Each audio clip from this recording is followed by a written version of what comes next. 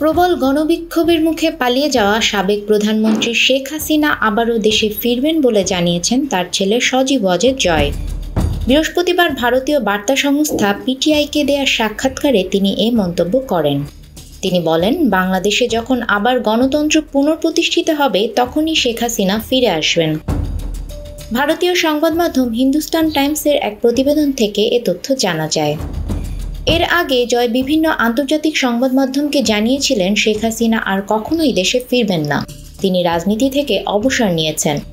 তবে বৃহস্পতিবার সাক্ষাৎকারে জয় বলেছেন, হ্যাঁ এটি সত্যি, আমি বলেছিলাম শেখ হাসিনা দেশে ফিরবেন না, কিন্তু আমাদের নেতাকর্মীদের উপর পুরো দেশ জুড়ে হামলা চালানোর পর গত 2 দিনে অনেক কিছু পরিবর্তন হয়েছে, আমরা তাদের একা ফেলে চলে যাব না।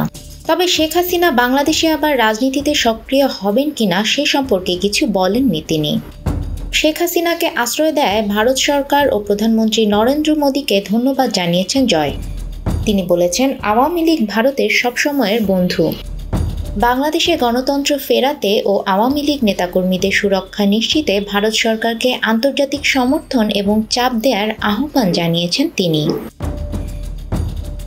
নিউজ ডেস্ক, আমাদের সময়।